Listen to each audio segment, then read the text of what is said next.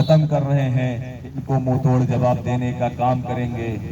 सलाम है उन शहीद किसानों का जिन्होंने 1 साल तक लगातार निरंतर धरने पर बैठ करके 700 से ज्यादा किसान भाई शहीद हो गए। आज मैं उनको हृदय तल की अंतरात्मा से याद करता हूं और उनको नमन करता हूं और उनकी आत्मा को प्रणाम करता हूं। सोचिए, किसान और मजदूर और नौजवान के कंधे पर यह देश टिका हुआ है। आज की डेट में किसानों को मजदूर और मजदूर को बंधुआ मजदूर बनाने की जो योजनाएं चल रही हैं वो बहुत ही घातक हैं। आप लोग देखिए कि जिस तरीके से महंगाई चरम पर पहुंच रही है और बेरोजगारी इस कदर है कि हमारा आपका पढ़ा लिखा युवा आज की डेट में कहीं रोजगार मिलने की स्थिति नहीं है। आज पूरा देश प्राइवेट हाथों में आ गया है, निजीकरण हो गया है। अगर आपके इस निजीकरण का किसी ने विरोध नहीं किया है। आज हम लोग जिस प्रकार से अपना जीवन जीते चले आए हैं, उसके लिए हम लोगों को एक संविधान नाम की किताब की बदौलत हम लोगों को ये हक और अधिकार मिले थे। और संविधान में लिखी हुई बातें, जो प्रस्तावना में, जो संविधान की उद्देशिका में लिखी हुई बातें हैं, समता, स्वतंत्रता, बंधुता, न्याय, आज 75 साल जाने के बाद भी उनको धरातल पर नहीं उतारा गया है।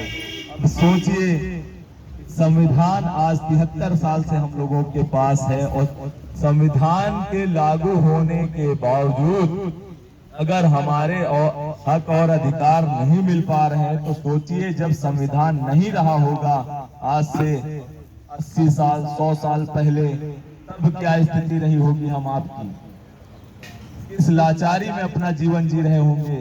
वो समय दूर नहीं है कि जब ये संविधान को खत्म करके हम लोगों को पुरानी स्थिति में पहुंचा देंगे।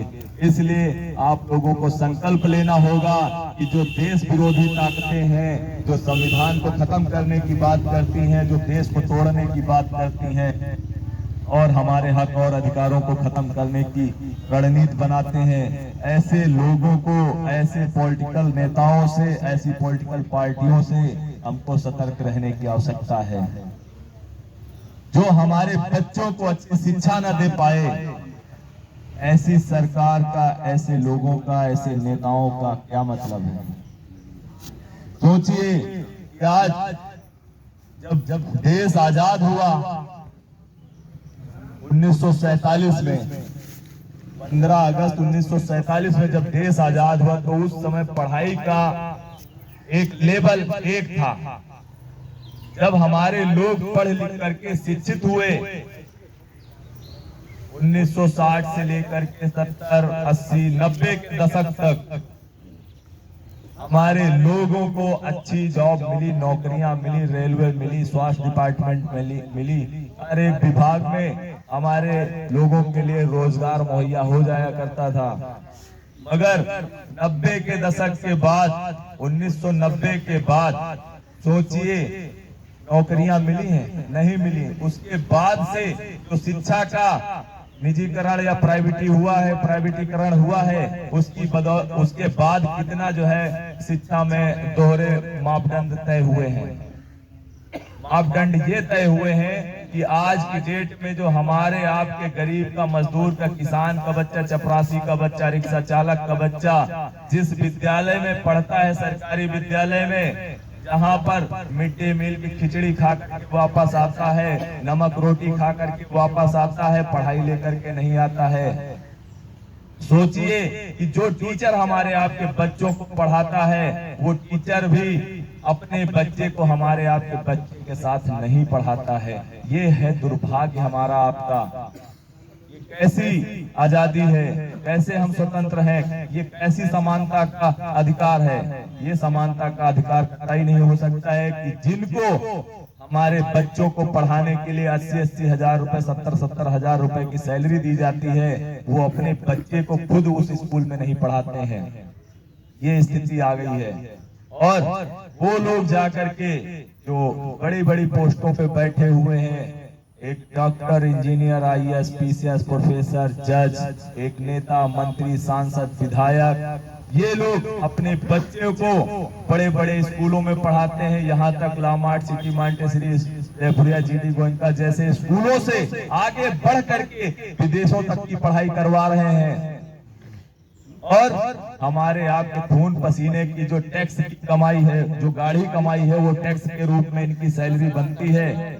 और हम लोगों को दोहरे मापदंड में ढकेला गया। हमारे आपके बच्चे को अनपढ़ बनाने वाली फैक्ट्रियों में सिर्फ 15 साल बर्बाद कराए जाते हैं। 15 साल के बाद जब हमारा आपका बच्चा पढ़ने लिखने के काबिल नहीं बचता है, तब जाकर के वो जब स्कूल से आउट होता है तो वो सिर्फ और सिर्फ बधुआ मजदूर बनता है। क्या बनता है? बधुआ मजदूर बनता है। क्योंकि पढ़ाई का जो एक लेवल है बहुत अलग हो जाता है। ऐसी स्थिति में आप लोगों को जानकारी होगी कि आज हमारे परिवार से कोई सदस्य बीमार होता है तो इलाज कराने में कितनी बड़ी समस्या आती है। जो समानता की बात कही गई है संविधान की प्रस्तावना में, उद्देशिका में, समता, बंधुता, न्याय, तो आज भी समानता नहीं है। क्योंकि आज जो सरकारी हॉस्पिटल हैं उनमें इलाज के नाम पर आपको इलाज नहीं है। सदस्य परिवार का कोई भी सदस्य बीमार पड़ जाए तो इलाज आप करा पाना संभव नहीं है। घर के जितने गहने होंगे वो बिक जाते हैं। प्राइवेट हॉस्पिटल में भर्ती कराने में, इलाज कराने में घर के गहने बिक जाते हैं, प्लाट तक बिक जाता है, खेती होती, गिरवी रख जाती, बिक जाती है, तो जाकर इलाज संभव हो पाता है। जब ऐसी सुविधाएं जो गवर्नमेंट है, जो शिक्षा नहीं दे सकती, अच्छी स्वास्थ्य व्यवस्थाएं नहीं दे सकती है, तो इसलिए हम लोगों को भी विचार करके इससे निजात पाने की आवश्यकता है। क्योंकि ये राजनीतिक संगठन हमारा भारतीय किसान यूनियन राजू गुप्ता का, यहाँ पर हम लोग कोई राजनीतिक बात नहीं करेंगे, मगर तब भी आपको बताने का काम करेंगे कि हाँ देश में चल क्या रहा है और हो क्या रहा है। हम आपको समझना होगा कि जिस प्रकार से आज संविधान को खत्म करने की बात आ गई है, उस पर हम लोगों को बड़े गहनता से विचार विमर्श करना होगा। आप लोग में से कितने लोग जानते हैं कि संविधान किसने लिखा? हाथ उठा करके बताइए। कितने लोग, माताएं हमारी जानती हैं? संविधान एक किताब है हमारे देश की, और उसी संविधान से हमारा देश चल रहा है। आप सब लोग अगर समय दें तो मैं थोड़ा सा ब्रीफ करके 5 मिनट में बताना चाहता हूँ। मुजाहिद भाई इजाजत है? बताएं। बताना चाहता हूँ संविधान बाबा साहब भीमराव अंबेडकर जी ने लिख कर दिया है, जिससे आप यहाँ पर बैठी हुई हैं। जो तन पे आपके साड़ी है वो बाबा साहब भीमराव अंबेडकर की बदौलत है। नहीं तो आपके तन पे साड़ी तो होती, मगर ये इतने कमर तक ही साड़ी होती, ऊपर नहीं पहन सकती। आप लोग कहें तो मैं आपको बताता हूँ कि बाबा साहब भीमराव अंबेडकर जी इस प्रकार से उस बुलंदियों तक पहुंचे। अगर बाबा साहब भीमराव अंबेडकर आज इस बुलंदियों पे पहुंचे हैं तो उसमें भी त्याग छुपा है। त्याग किसका छुपा है? माता रमाबाई अंबेडकर जी का। मैं आप लोगों को बताना चाहता हूं कि माता रमाबाई अंबेडकर जी का त्याग क्या है।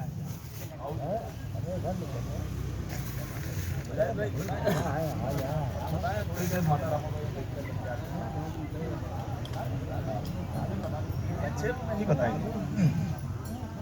एक समय ये था जब बाबा साहब भीमराव अंबेडकर जी लंदन में पढ़ाई करने गए हुए थे। शिवाजी गायकवाड़ जी ने जो है उनको स्कॉलर दी थी, और उसी स्कॉलर पे लंदन में पढ़ाई कर रहे थे और माता रमाबाई अंबेडकर जी जो है बॉम्बे शहर में अपने परिवार को चलाने के लिए गलियों से गोबर उठा करके उपले बनाया करती थी, कंडे बनाया करती थी और उन कंडों को बेच करके अपना परिवार चलाया करती थी। ऐसी स्थिति में समय आया और बाबा साहब की चिट्ठी आई। चिट्ठी क्या आई कि रमा, मेरे पास जो पैसे थे वो पूरी तरीके से खत्म हो चुके हैं और रमा, अगर पैसे हो तो आप तुरंत भेज दीजिए और मेरी पढ़ाई रुक रही है। तो उस समय माता रमाबाई अंबेडकर जी की एक छोटी बेटी थी इंदु, जो महज 1.5 साल की थी। 1.5 साल की थी, वो बीमार पड़ी हुई थी। ऐसी स्थिति में जब चिट्ठी पढ़ती हैं और एक तरफ अपनी बेटी को देखती हैं कि हमारी बेटी इतना बीमार है, अगर इसको इलाज नहीं मिला तो ये खत्म हो जाएगी, और दूसरी तरफ बाबा साहब के पास अगर पैसा नहीं पहुंचा तो बाबा साहब की पढ़ाई रुक जाएगी। ऐसी स्थिति में माता रमाबाई बड़ा परेशान होती हैं और बड़ा रोती है, बिलखती हैं, और लास्ट में उन्होंने विचार किया कि आज मैं एक अपनी बेटी के लिए देश की करोड़ों बेटियों का बलिदान नहीं कर सकती हूं।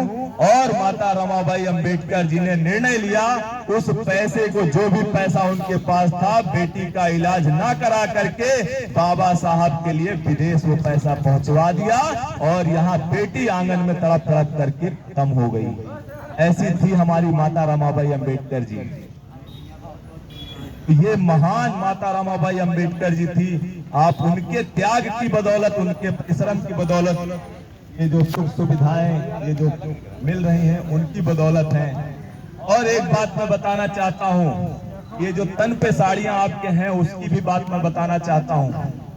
जब बाबा भीमराव अंबेडकर जी लंदन से बैरिस्टर की डिग्री प्राप्त करके, पढ़ाई करके पूरी वापस भारत आ रहे थे, उस समय बॉम्बे शहर में उनके लिए बड़े अच्छे से मंच की तैयारी हो रही थी और सजावट हो रही थी, उनके स्वागत का प्रोग्राम लग रहा था। तो उस समय माता रमाबाई अंबेडकर जी के भी मन में बड़ा हर्ष और उल्लास हुआ कि हमारे साहब आएंगे विदेश से पढ़ाई पूरी करके, उनका स्वागत होगा, सम्मान होगा, और मैं भी उनके स्वागत सम्मान के कार्यक्रम में जाना चाहती हूँ। मैं भी जाऊंगी, उनके प्रोग्राम का सुनूंगी और देखूंगी जाकर के। तो माता रमाबाई अंबेडकर जी एक तरफ से हर्षित होती हैं और मन ही मन जो है मुस्कुराती हैं, तैयार होती हैं। और जब बाबा साहब आ रहे होते हैं और इंडिया आ रहे होते हैं, तब उस समय माता रमाबाई अंबेडकर अपनी इलामारी में देखती क्या है कि जब उनकी एक साड़ी रखी रहती है, उसको देखती क्या है, जब खोल के इलामारी देखती है तो वो साड़ी चूहों ने कुतर दी थी उस समय। माता रमाबाई अंबेडकर जी जो है बड़ा परेशान होती हैं। फिर जो है कहती हैं कि अब मेरे साहब आएंगे, मैं उनका स्वागत का, सम्मान का कार्यक्रम देख नहीं पाऊंगी। तो ऐसी स्थिति में बड़ा परेशान होती हैं। तो उनके दिमाग में ये आता है कि एक बार छत्रपति साहू जी महाराज उनका सम्मान करते हैं, बाबा साहब भीमराव अंबेडकर जी का, तो उनके सर पे फेटा बांधते हैं, पगड़ी बांधते हैं, पगड़ी बांध करके सम्मान करते हैं उनका। तो वो सम्मान करी हुई पगड़ी रखी हुई थी, उस पगड़ी को साड़ी के समान माता रमाबाई अंबेडकर पहनती हैं और उस स्वागत सम्मान के कार्यक्रम में पहुंचती हैं और दूर से एक पेड़ के पास छिप करके अपने साहब का सम्मान देखती हैं और उनकी बातों को सुनने का काम करती है। उतने में बाबा साहब भीमराव अंबेडकर जी की जो है नजर पड़ती है उस पेड़ के पास कि वहां से कोई है, नारी है, कोई महिला है, कोई बहन है, हमको सुनने का काम कर रही है। तो बाबा साहब मंच से उतर करके आते हैं और रमाबाई अंबेडकर जी के पास पहुंचते हैं और देखते हैं कि ये तो मेरी रमा है, मैं कितना अभागा हूं कि मैं एक अपनी पत्नी को एक अच्छी साड़ी नहीं दे सका। तो बाबा साहब भीमराव अंबेडकर जी बहुत भपक के रोने लगते हैं, बहुत ही परेशान होते हैं। माता रमाबाई अंबेडकर जी इसी तरीके उनके आंसू पोंछती हैं और उनको